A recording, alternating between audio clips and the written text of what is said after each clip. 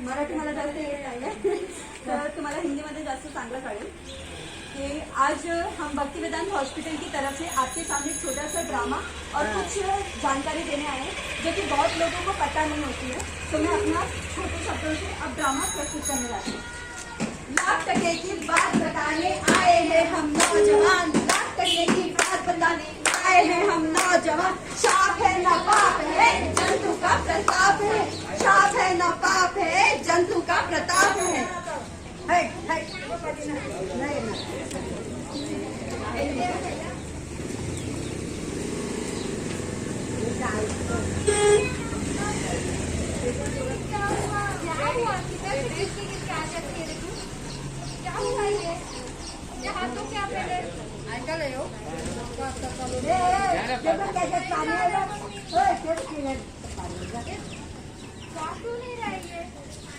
अजी सुनते हो क्या हुआ?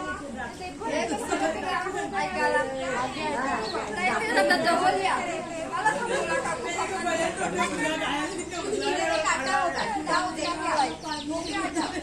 अरे फिर भी नहीं जा रहा है। अरे कुछ ऐसे ही हो गया मुझे भी पहले ऐसा ही लगा था, लेकिन थोड़े दिन पहले भी इसको ऐसा ही हुआ था। अभी अगर लड़की जाते हैं पे दाग आ गए ना तो शादी होने से रही थी इसकी। जाओ वो बहन जी बैठती है ना उनके पास से दिखा के लेकर आ जाओ और मुफ्त में दवाई लेकर आ जाओ। चल हम डॉक्टर के पास जाएंगे। लहसुन वाली ये ऐकायला बोलिए।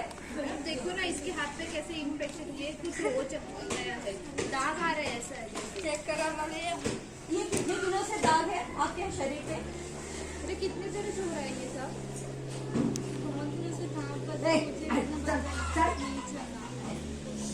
बेटा आपको यहाँ पे जलन या गरम या ठंडा कुछ महसूस होता है? अच्छा, मैं अभी कुछ दिखाने वाली हूँ, आप मुझे बताना कि यहाँ पे आपको कैसा पता चल रहा है। आपको दर्द महसूस हुआ? आपको दर्द अभी महसूस हुआ? इनके जो लक्षण है वो कुष्ठ रोग के लक्षण है। मुझे तो अभी नहीं दिख रहा है। तो अब मैं आपको बताऊंगी कुष्ठ रोग होता क्या है।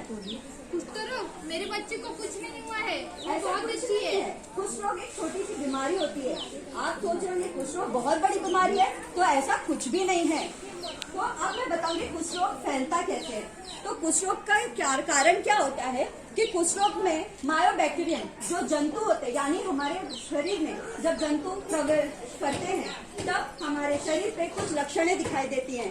लेकिन ये जब जंतु हमारे शरीर में जाते हैं तब ये जंतु तुरंत ही इसका असर नहीं दिखता। हमारे शरीर पे इसके कुछ लक्षण जल्दी नहीं दिखते। इसको होने में कम से कम 4 से 5 साल लग जाते हैं। बहुत लोग कहते हैं कि कुष्ठ रोग मतलब कुछ पाप है या कुछ शाप है, या बहुत सारी ऐसी धारणाएं होती हैं सबके मन में। हम जानते ही होंगे कि बहुत लोग पुराने जमाने से, पुरानी पीढ़ियों से ऐसी बातें करते हैं, लेकिन ऐसा कुछ नहीं है।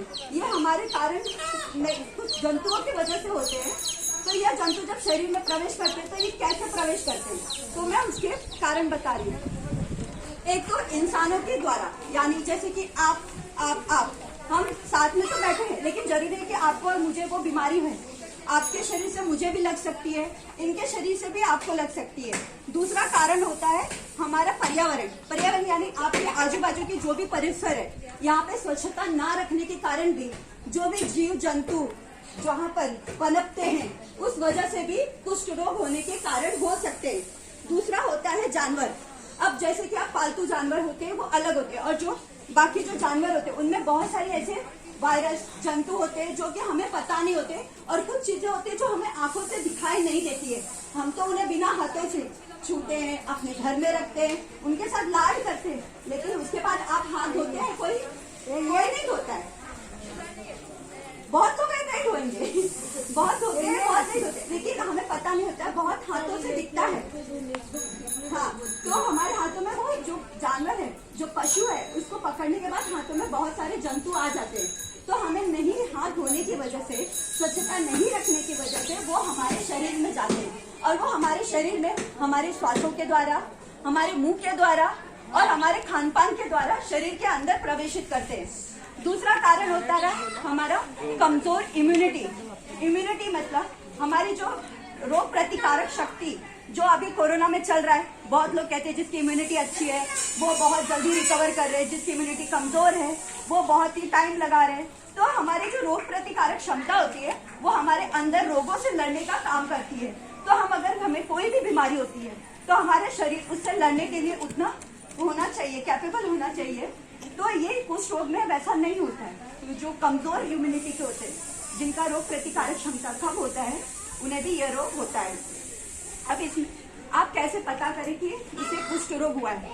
तो हम अब देखेंगे कुष्ठ रोग, जैसे कि शरीर पे दाग, यानी सफेद शरीर पे दाग धब्बे होना। आपने बहुत लोग देखा होगा कुष्ठ रोग को। किसने देखा है? कुष्ठ रोग व्यक्ति देखा है किसी ने? नहीं देखा है। पीएचसी में जाते वक्त कभी आपके आजू बाजू, ठीक है, उनके शरीर पे सफेद सफेद दाने होते हैं, धब्बे होते हैं, कभी यहाँ कभी हाथ पे, आंख पे, पैर पे, कहीं पे भी, शरीर के किसी भी अंग पे होते हैं। दूसरा होता है इस तरीके के त्वचा पर लाल कलर की गांठें। बहुत लोगों को ऐसी गांठें होती है शरीर पे, कहीं मुंह पे होती है, कभी हाथ पे होती है, कभी पैर पे होती है। तो वो भी एक तरीके का कुष्ठ रोग का लक्षण है। दूसरा होता है अपंग भंगता, यानी जैसे कि हमारे जो हड्डियां होती हैं, कुष्ठ रोग में क्या होता है कि ये तुरंत तो पता, जैसे सर्दी खांसी होती है वो हमें तुरंत पता चलती है। हमें इन्फेक्शन हुआ, हमें वायरस हुआ, हमें जंतु या कुछ भी होता है, हम तुरंत बीमार पड़ते हैं और वो चीज़ हमें दिखती है। लेकिन जब कुष्ठ रोग होता है वो कभी कभी 4 से 5 साल लग जाते हैं उसके लक्षण दिखने में, और कभी कभी तो 20 साल लग जाते हैं। आप जिस व्यक्ति के साथ है आपको पता नहीं होगा कि उस व्यक्ति को कुष्ठ रोग हुआ है। तो उसमें क्या होता है, जो हड्डियां होती है वो धीरे धीरे सिकुड़ जाती है और इस तरीके के हाथ पैर हो जाती है। आपने देखे होंगे कभी आपके पूरे इसमें, कभी ऐसे पेशेंट को या रोगी को, तो उनके हड्डियां सिकुड़ जाती है। दूसरा होता है लाल कलर के दाने। तो ऐसे छोटे छोटे लाल कलर के पूरे शरीर पर, हाथ पे, पैर पे दाने आते हैं, तो वो कुष्ठ रोग के लक्षण है। दूसरा होता है जब व्यक्ति जो कुष्ठ रोगी है उसके हाथ पर अगर आप ठंडा या गर्म, जैसे गर्म पानी या ठंडा बर्फ, या उनका हाथ ठंडे पानी में डाल दे, उनको उस चीज का महसूस नहीं होता है कि गर्म है या ठंडा है। उनको चोट भी लग जाएगी, लेकिन चोट लगने के बाद उनको पता नहीं चलता कि उनको चोट लगी है, उनको उस चीज का महसूस नहीं होता। क्यों? क्योंकि हमें यहाँ पर जो सेंसेशन बोलते हैं, जिससे हमें पता चलता है कि ठंडा है या गर्म, हम हाथ तुरंत हटाते हैं। तो लेकिन कुष्ठ रोगियों में कैसा होता है कि अगर उनको ठंडा या गर्म में हाथ डाल देंगे, उनको वो जगह क्या होती है, जो कोशिकाएं जो होती है, नस के जो ब्लड सर्कुलेशन जिसे हम कहते हैं, रक्त प्रवाह, वो बंद हो जाता है वहाँ पे। इसके लिए वहाँ पे सफेद दाग हो जाते हैं और उस जगह पर कोई भी तरीके का सेंसेशन नहीं पता चलता है। तो ये कुष्ठ रोगियों के लक्षण है। अब हम देखेंगे कि कुष्ठ रोगियों के ट्रीटमेंट यानी उपाय और उपचार क्या है, हम उनको क्या दवा देते हैं। बहुत लोगों बहुत सालों से यही चल रहा है और इंडिया में बहुत सालों से गवर्नमेंट स्पेशली कुष्ठ रोगियों पे पैसे खर्च करती है, उनके इलाज के लिए फ्री में दवाइयाँ देती है और ये दवाइयाँ लाखों की होती है और इसमें कई तरीके के रिसर्च होते हैं। लेकिन हमारे दिमाग में यही चीज चलता है कि कुष्ठ रोगियों को घर में नहीं रखना चाहिए, लेकिन ये गलत धारणा है कि कुष्ठ रोगियों को घर में नहीं रखना चाहिए। वो भी हमारे आपके जैसे एक बीमार व्यक्ति हैं, उन्हें भी हमारी सपोर्ट की जरूरत होती है, उन्हें मानसिक, शारीरिक प्लस आपके प्यार की जरूरत होती है। उन्हें घर से निकाल देना, घर से दूर रखना, यह एक तरीके का उस जो रोगी व्यक्ति है उसके लिए अपमानजनक बात होती है। तो अभी हमारे जो सरकार ने जो दवाइयाँ निकाली है कुष्ठ रोगियों के लिए, वो है multi drug therapy. Multi drug therapy का क्या मतलब होता है कि जैसे हम सर्दी खांसी में पैरासीटामोल लेते हैं, यानी अगर मुझे सिर्फ सर्दी है तो मैं सिर्फ सर्दी के लिए ही दवा लूंगी, अगर मुझे बुखार है तो मैं सिर्फ बुखार के लिए दवा लूंगी। लेकिन कुष्ठ रोगियों में बहुत तरीके की बीमारियां होती है, उनका जो कमजोर होती है रोग प्रतिकारक शक्ति, उनसे लड़ने के लिए हमें कम से कम 10 से 15 ड्रग को मिला के यानी जोड़ के उनके लिए दवाइयाँ बनाई जाती है। उसे हम लोग कहते हैं मल्टी ड्रग थेरेपी, यानी बहुत सारी दवाइयों का मिश्रण। तो ये 2 पैकेट में आते हैं एडल्ट के लिए और उनका कोर्स होता है। तो जो दवा है उसका कोर्स करना बहुत जरूरी है। आप देखेंगे जब भी आप आपके प्राइमरी हेल्थ सेंटर पे जाएंगे तो उनके पास पैकेट्स होते हैं 2 ऐसे कलर के, एक हरे कलर की होती है, एक पर्पल कलर की होती है। तो उसके कोर्स होते हैं और वो कोर्स 6 महीना 24 महीने कंप्लीट करना बहुत जरूरी है। अगर आप 6 महीने 24 महीने नहीं कंप्लीट करते हैं तो आपको कुछ रोग जाने की संभावना, वापस से होने की संभावना हो सकती है। तो अभी क्या करना चाहिए कि कुछ रोगी अगर आपके घर में हैं तो आप उन्हें ज्यादा से ज्यादा उनके ऊपर ध्यान दें, उनके खान पान का ध्यान दें। उनके ऊपर कोई भी अगर लक्षण दिख रहा है, मैंने जैसे बताया कि आपके ऊपर क्या क्या लक्षण हैं, अगर आपको ऐसा लग रहा है कि मेरे घर में किसी भी व्यक्ति को इस तरीके की चीजें दिख रही हैं, तो आप तुरंत डॉक्टर के पास ले जाके उनका इलाज कराएं। तो अब मैं यहीं पे अपना टॉपिक खत्म करती हूँ और उम्मीद करती हूँ कि आपको समझ में आए। तो मैं जानना चाहती हूँ कि किसी को अगर कोई शंका है तो वो मुझसे पूछ सकते हैं इसके बारे में, कुछ रोग के बारे में। काय विचारत आहे कोणाला? तुम्हाला काय अजून माहिती पाहिजे तर तुम्ही विचारू शकता। अजून काय? ठीक है, थैंक यू। रुको, बोलो आगे का। और माँ का ध्यान नहीं होता, बहुत बार हमारा ध्यान नहीं होता है घर में, और बच्चों के साथ क्या घटनाएं हो सकती है और उससे हम कैसे बचे, अब हम वो जानेंगे। नमस्कार, मी विदेश पाटील। आज तुम्हाला सांगतो, मी भक्तिवेदांत हॉस्पिटलमधून आलोय। आता आम्ही हॉस्पिटलमध्ये असतो, आम्हाला माहिती आहे की छोट्या मुलांना किंवा छोट्या मुलांना असो किंवा आपल्या मोठ्या माणसांना असो काय काय होतात, आणि मग तिथे येतात तिथे म्हणजे प्रायव्हेटला येतील किंवा पीएचसीत येतील। आता काही जणांची परिस्थिती नसते अशी का सगळेच पैसे देऊ शकतात की हे, त्याच्यासाठी आधी आपण आता तिथे पडल्यावर एखाद्याचा हात मोडेल, एखाद्याचा इथे मच्छीचा काटाच का अटकेल, एखाद्याचं आपण हे करतो देवपूजा करतो तिथे दिव्यात लासूनच काय येईल। मग त्याच्यासाठी आधीच आपण काय काय काळजी घेतल्या पाहिजे ते मी तुम्हाला आता सांगतो। आता काही मुलं असतात आपली वेळ बच्चू असो किंवा थोडी मोठी असतात मुलं। आता आपण औषधं वगैरे ठेवतो, ती औषधं आता खाली नाही ठेवल्या पाहिजेत। आता यांना काय माहिती काय आहे, खायची वस्तू की कसली वस्तू आहे, ते जाऊन ना बिचारे घेतात आणि खातात। नंतर आपल्याला समजते अरे बाबा आता हॉस्पिटलला गेल्या पाहिजे, हॉस्पिटलला गेल्यावर बोलतात अरे बाबा एवढा खर्च येईल। मग खाली फुकट हा खर्च करण्यापेक्षा आपण आधी त्याची काळजी कशी घेतल्या पाहिजे। आता औषधाचा बॉक्स आहे आपला, औषधाचा बॉक्स आपण आता आपल्याला माहिती आहे आपल्या घरी छोटा पोरगा आहे तर आपण औषधाचा बॉक्स आहे तो वरती ठेवला पाहिजे। आता पोरगा आहे आपल्या घरी, समजा चहा वगैरे आपण काय पितोय, चहा वगैरे पितो, आपला छोटा बच्चू आहे आणि तो बच्चू आहे आणि आपण चहा इथे खाली ठेवतो, त्याला काय माहिती बिचारा काय आहे त्याच्यात, तो जातो हात लावतो, लासून उठतो, सगळा इकडे भाजून वगैरे जातो, हॉस्पिटलमध्ये जातो, हे 4-5 हजार रुपये बिल द्या, झाला आपला तिथंच हे होऊन जाते। आता आपला संडास वगैरे मध्ये आता दरवाजे वगैरे आपण ओपन ठेवतो, आता संडास मध्ये दरवाजे वगैरे ओपन ठेवतो, आपण जातो, मम्मीला काय माहिती येतो पोरगा आपला मागून येतोय, मागून ना औषध आपले हार्पिक वगैरे ठेवलेले असतात पिऊन घेतो। आता समजा आता इथं रोड इथंच आहे, आपला रोड इथंच आहे, तर आपल्याला माहिती आहे बाबा आपल्या घरी छोटा पोरगा आहे काय, तर आपल्या घरी आपण काय लावला पाहिजे किंवा त्याला सांगितलं त्याच्यावर सतत लक्ष द्यायला सांगितलं पाहिजे आपल्या मोठ्या माणसाला कोणाला तरी, का इथं बाबा रस्ता आहे तर इथं जाऊ नको किंवा आपल्या घराला काहीतरी लावला पाहिजे जेणेकरून त्याचा ऍक्सिडेंट वगैरे काय तिथं होणार नाही। आता समजा हे घर आहे, मोठं घर आहे, इथं मोठं घर आहे, आता इथं खाली एखाद्याचा मित्र वगैरे किंवा छोट्या बच्चूचा आजी वगैरे कोणी असली हात करतोय, तो तिथून बघतोय आणि पडला तिथून, तर तो अपघात एक होऊ शकतो।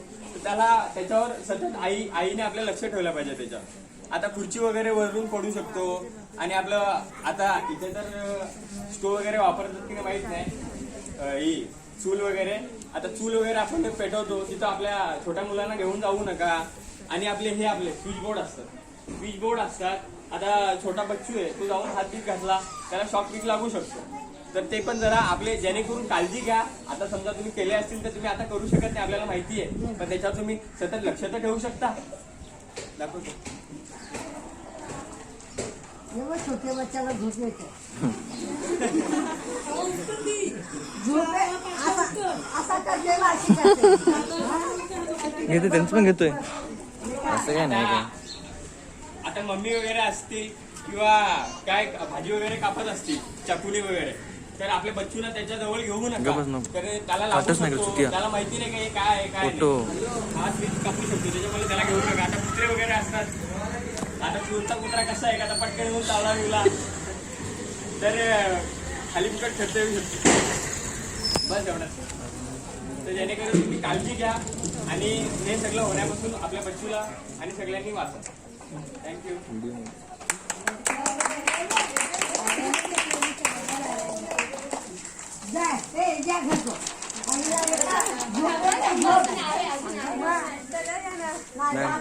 बसा ना तुम्ही उभे कशाला येऊन बसा. आरामात उभे बोलतात ज्यांना ज्यांना त्रास असते बीपी मोठी गोष्ट आहे. बीपी म्हणजे काय है ना रक्तचाप रक्तदाब बरोबर मराठी बरोबर बोलली ना मी हा. तर आता आमची जे दुसरी स्टुडंट आहे ती तुम्हाला सांगतील रक्तचाप यानी दाब. बीपी बद्दल हायपरटेन्शन. माझा मराठीला खराब आहे ऍडजस्ट करून घ्या. हरे कृष्णा. हरे कृष्णा. माझं नाव स्नेहल राणे. मी पण पुण्यातूनच आलेली आहे. मी पण आता सांगणार आहे की हायपरटेन्शन म्हणजे काय. उच्च रक्तदाब उच्च रक्तदाब म्हणजे जे आता सर्वांना माहिती आहे की बीपी आता काकीना आहे. आता मला माहिती आहे काकीचा बीपी लो असते म्हणजे आपल्या नॉर्मल रेंज बीपीचा काय असतो. आता सर्वांना माहिती आहे की 120/80 हे नॉर्मल बीपी आहे यानी रक्तचाप.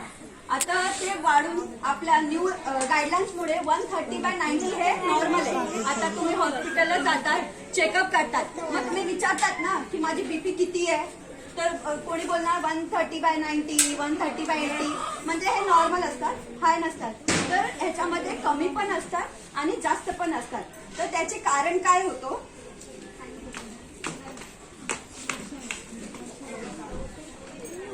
लक्षणे म्हणजे ह्याचे चक्कर येत लक्षणे चक्कर येणे चक्कर येते डोकं खूप दुखतं छातीमध्ये पण खूप दुखतं ना थोडासा आता नाही नद्या गोळ्या चालू आहे घाबरू नका. थोडासा थकवा येतो नाकातून थोडंफार रक्त येतं श्वास घ्यायला पण खूप त्रास होतो. ही याची सगळी लक्षणे आहेत. ह्याची आता कारण काय आहे त्याचे? कारणे कशामुळे होतात. सिगरेट जास्त सिगरेट पिले जास्त सिगरेट पितात त्यामुळे होतं. तळलेले पदार्थ म्हणजे आपण घरी जास्त फॅट ऑइल वगैरे फूड खातात त्याच्यामुळे पण तळून खाणे ह्या सगळ्या गोष्टीमुळे जास्त होतं. दारू पिणे अल्कोहोल कंझ्युम त्याच्यामुळे पण होतो. मीठ जास्त खाणे मानसिक ताण म्हणजे जास्त मीठ खाण्यामुळे जास्त ताण जास्त वजन शिक्षण घ्यायचं नाही असतं BP त्याच्यामध्ये दारू पिण्याला चांगली असते काही आपण त्यांची बरोबर सांगतो गोळ्या चालू असतात. चेकअप करणे दुपारा त्या आजी तुझ्यासाठी स्पेशली सांगतोय आई डॉक्टरांकडे जायचं चेकअप करायला मिठाचा वापर कमी करायची मिठाचा वापर करायचा व्यायाम करायचा. व्यायाम करते ना आजी व्यायाम व्यायाममध्ये फिरायचं इकडे तिकडे थोडा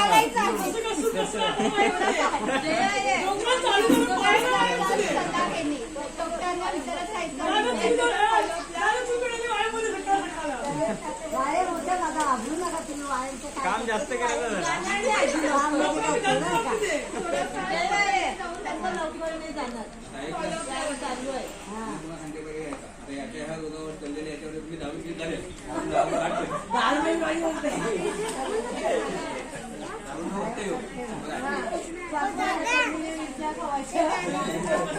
कसं विदेश राम रामेश्वर ठीक आहे आता तुम्ही सांगा मला की तुम्हाला हायपर टेन्शन बद्दल काय माहिती पडलं नवीन बीपी वाढतोय त्याच्याबद्दल तुम्हाला काय माहिती पडलं सांगा बरं आम्हाला जरा. काय केल्या पाहिजे काय नाही केल्या पाहिजे काय होतंय बीपी वाढल्याने.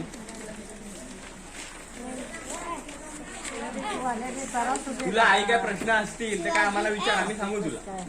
हरे कृष्ण. आता मी तुम्हाला लिहिण्याची माहिती सांगणार आहे की फक्त आणि फक्त स्त्रियांसाठी खास करून आहे. म्हणजे मासिक पाळीबद्दल. चालू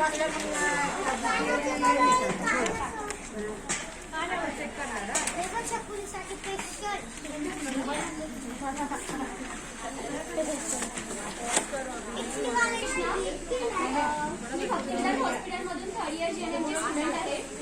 आज मी तुम्हाला मासिक पाळीमध्ये स्वच्छता कशी राखायची याबद्दल काही थोडं सांगणार आहे.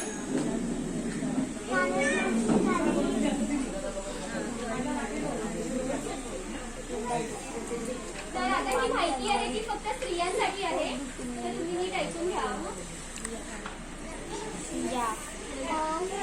ते कोणाकोणाला मासिक पाळीबद्दल माहिती आहे?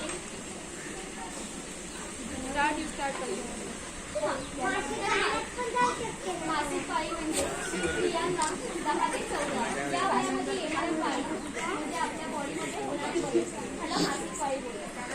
तर या वेळीमध्ये आपल्या शारीरिक स्थितीमध्ये कोणकोणते बदल येतात म्हणजे जसं की खूप सारं डोकं दुखायला लागतं, त्यानंतर उलटी होते, कधी कधी ताप येतो, पोट दुखतं, त्यानंतर आपल्याला चेहऱ्यावर खास करून मुलींना पिंपल्स यायला लागतात, पुरळ येणे, या सगळ्या गोष्टी त्यामध्ये होत असतात. लाल रक्त जाणे, थोडासा ताप येणे, या सगळ्या गोष्टी मासिक पाळीमध्ये होतात. तर त्यामुळे जास्त घाबरायची गरज नाही, या सगळ्या गोष्टी नॉर्मल आहेत. त्यानंतर मासिक पाळीच्या काळामध्ये आपण कोणकोणती साफसफाई घेतली पाहिजे म्हणजे आता काही मुली सॅनिटरी पॅड यूज करतात, तर काही मुली आहेत ते कपडा यूज करतात. तर तो जो कपडा आहे तो तुम्ही स्वच्छ आणि गरम पाण्याने त्यामुळे जे होणारी इन्फेक्शन आहे ते जास्त स्प्रेड नाही होत. नाहीतर आता खूप साऱ्या गर्ल्सला मुलींना बघितलं जातं की खूप सारे इन्फेक्शन स्प्रेड होतात आपल्या या भागात. त्या सगळ्या तुम्ही लक्ष द्यावा आणि ते स्वच्छ धुवून उन्हात फुकट टाकावं. त्यानंतर पॅडमध्ये खूप सारे कपडे ते लोक असंच बाहेर कुठेही फेकतात. फेकल्यामुळे खूप सारे इन्फेक्शन स्प्रेड होतात. त्याच्यामुळे तुम्ही ते बाहेर न फेकता प्रॉपर डस्टबिनमध्ये वॉश करूनच फेकावे, असं कुठेही फेकू नये. जे पॅड आहे ते खूप सारे जण असं करतात की 6-6 त्याच्यामुळे आपल्याला तिथे ओव्हरियन कॅन्सर शक्यता असते. त्याच्यावर मराठी में बोलो अंडाकोशाचे आंसर बायकांमध्ये जे अंडे असतात ते युनिक कर्करोग होऊ शकतो. त्यामुळे तुम्ही जो पॅड आहे ते 4-4 तासामध्ये चेंज केले पाहिजे, खास करून ज्या मुली आहेत त्यांनी. त्यानंतर तुम्ही शाळेमध्ये पाहिलं असणार की शाळेमध्ये एक आता मशीन गव्हर्नमेंटने आपल्याला सरकारने आता आपल्याला अवेलेबल अरेंज करून दिलेली आहे. ती जी मशीन आहे तिथे जर तुम्ही 5 रुपये त्या मशीनमध्ये टाकले तर तुम्हाला ज्या वेळेला गरज आहे त्यावेळेला तिथे तुम्हाला पॅड अवेलेबल करून मिळू शकतो. जसे की स्टेशनवर, अजून आपल्याला कुठल्याही शाळेमध्ये या कुठल्याही सार्वजनिक ठिकाणी तुम्हाला त्या गोष्टी प्राप्त करून दिलेल्या आहेत गव्हर्नमेंटने. आणि वॉशरूमला गेल्यानंतर बाहेर फिरून आल्यानंतर प्रॉपर हात धुतले पाहिजे आणि स्वतःची काळजी घेतली. कोणाला काही प्रश्न आहेत असेल तर कोणाला मासिक पाळीबद्दल काही विचारायचं आहे, कोणाला काही त्रास आहे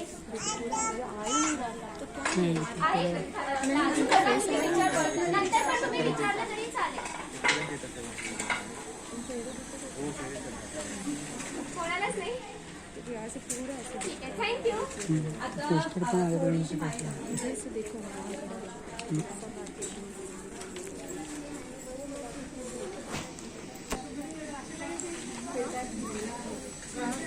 तर तुम्हाला आज काय या सर्व टॉपिक इकडे एक्सप्लेन केला, ज्या ज्या माहिती सांगितलं त्याच्यात तुम्हाला कुठल्या कुठल्या गोष्टी